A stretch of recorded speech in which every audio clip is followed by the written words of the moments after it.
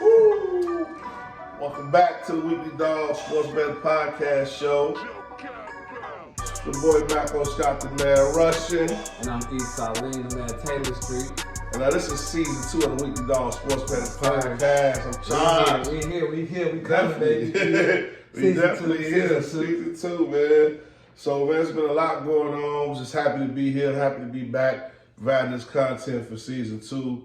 We got us some new Super Bowl champs, E. We got some new Super Bowl champs. They was in my top 5. East top 5. One of my top 5s went to the Super Bowl. Actually, my number 2 team and my number 5 team battled it out. It was a nice playoff season. Hey, but this is basketball season now, so we... Yeah, definitely. It's basketball season. Our hoops, that's going to pretty much be the focus for season 2 moving forward. It's all about basketball. Baseball coming back. We still got some trade talks and some NFL drafts, so we might sprinkle a Bears talk in every now and then. But for the most part of it, it's all about the hoops. It's all about the B-ball. B-ball, man. All-Star. Shout out to a nice All-Star in Indy 2024 All-Star. It was a crazy weekend, you know, ups and downs. A lot of guys said that it was one of the worst All-Star games. But they added some new things and that made it okay. And shout out to Indiana, the players in Indiana. They represented real well. So that's what I liked about the All-Star game this weekend. What about you? How you felt about it? Well, All-Star game was All-Star gaming. You know, it's been whack for a while now to me. Lost a lot of money in the All-Star game because the West decided to get blew out for the first time. So really wasn't excited about that. Stephen Curry did his thing. Man, dang time, he really did his thing.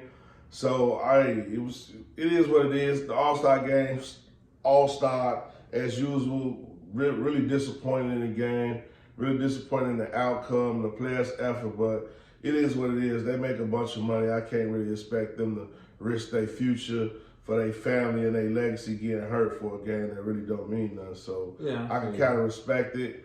I don't agree with it, but I can respect it. So with that being said, pretty much All-Star weekend was iffy, but now it's back to the NBA. This is the last third of the season, and so now it's about to get critical. And just because the All-Star was all right, but this year, as far as the NBA has been concerned, we got a lot of teams out here. We got newcomer teams that's killing. Yeah. We got the old teams that's still in the hunt. You know, those old veterans that still got their teams right there ready to go. So, you know, I'm gonna go into the better verse. This is the better verse. Version. We're gonna jump it off with the better verse, and but I will say I'm gonna give y'all one future that y'all will love to hear about, and I'm talking about the future as far as the MVP is concerned.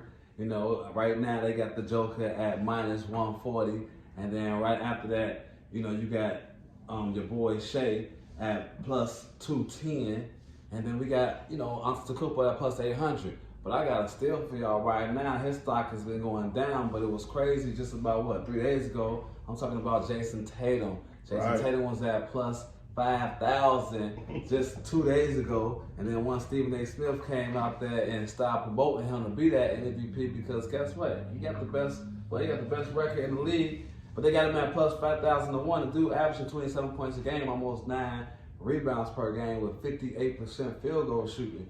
And so you can't tell me that, you know, for me it's just a great bet.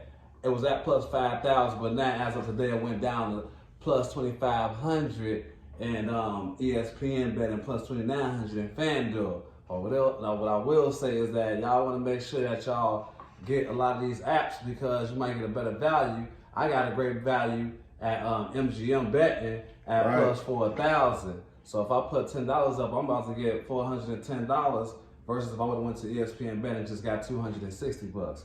So that's just something that, you know, I'm giving you a little bit of knowledge on. Try to bet responsible and try to take if you're going to bet it anyway, see what the odds are in these different platforms, because you might get it for 200 extra bucks at this platform versus that platform. So that's just a little bit of, you know, betting 101 for you guys. But like, again, Jason Tatum, he's at right now +4,000 for MVP and in first place. That's a steal right now. And they promote him on TV moving forward as long as they're in first place. Right. Hey, gotta love that. You know, MGM, they got the odds set at 4,000. They ain't really caught up. They ain't woke up to speed yet. Yeah. ESPN bets is all on top of it. They got it at +2,200. FanDuel, the GOAT, they got it at plus like 25 or plus 2,700. E gave me the news. I hopped right on it right away because, you know, we definitely about those futures on the Sports Betting Podcast show. We're in the Betterverse rocking with E. Looking forward in the show. Y'all gotta expect to see a lot more of things going on in the Betterverse. You know, we got C-Red dropping off. We got I got a bunch of stuff lined up, cooked up for you guys about the hoops. And the Bulls. Hey, C-Red, you want to get into it? Hey man, let's get right into C-Red. Hey, Season 2, C-Red. Season 2, let's get right into it, man. C-Red, we're gonna kick it off about these Bulls. So the big question I'll pose, and we ain't gonna spend a lot of time because, you know, we got a lot to cover basketball. Yeah, we crazy about the Bulls and we crazy about the hoops. But what I really want to know is, this is a question I'm gonna ask you, and I'm just gonna ask this question and Jerome give you a chance to answer it. How do you feel? Do you feel the Bulls are better off? Do you feel the Bulls are better off without Zach LaVine moving forward within the season?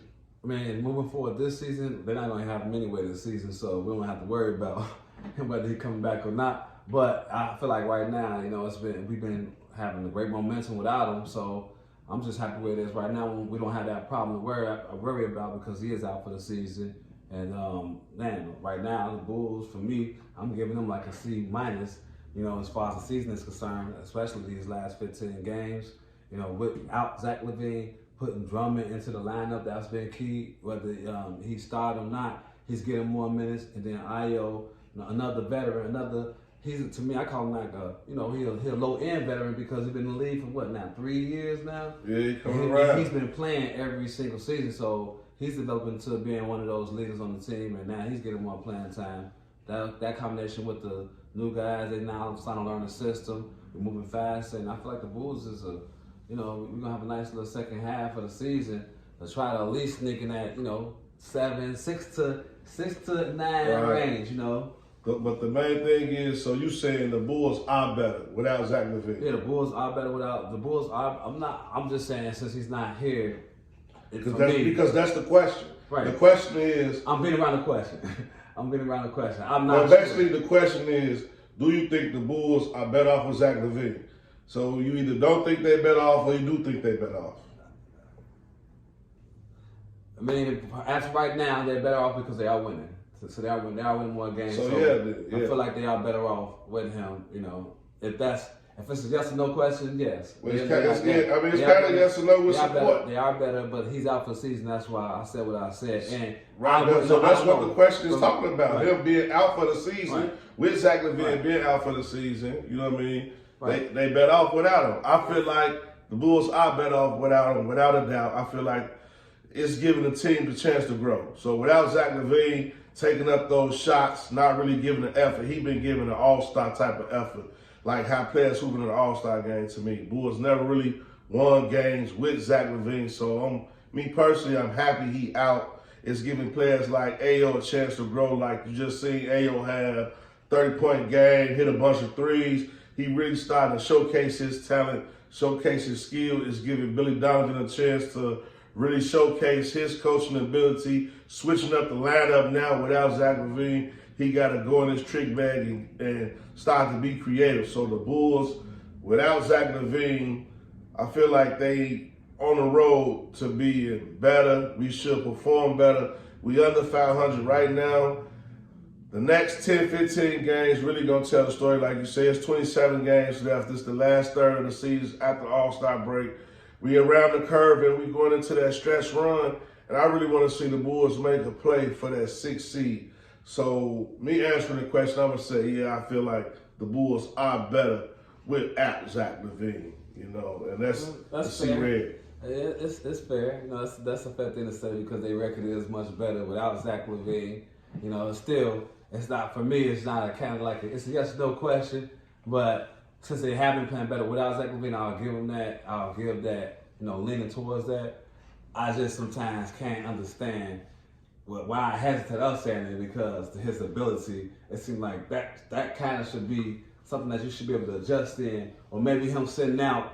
I don't know if he would have came back, he would have been a different person by being more of a role player, and we would have excel still with his athleticism. So that's why I'm kind of like in a tossed up with it. But they have been having a better record since he's been gone.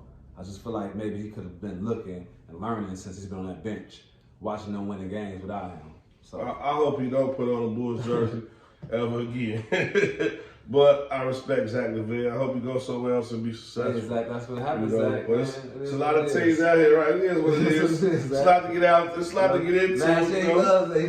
That shit, hey, look, it's what it is. You gotta it is what it is. You gotta take it. So what have you done for me lately? What have you done for me lately? The real. And man, I think we're gonna wrap it up right there, man. We get back on the other side. You wanna get in the East top 5? Yeah, East top 5. I got the East top 5 for this NBA version. My top 5 teams that I feel like that's strong and out here doing their thing. But that we'll get back to you once y'all like, subscribe, share, and comment. Right. We back, baby. Season 2. Let's get this. iHeart Hoops is coming, man. I got a lot of iHeart Hoops info for y'all. The Metaverse, he ready to put this game down, man. We coming back. It's the Weekly Dog Sports Betting Podcast Show. Marco Scott, the man Russian. And I'm East Solid Man Taylor Street. And we coming right back on the other side of the break with East Top 5. Top 5.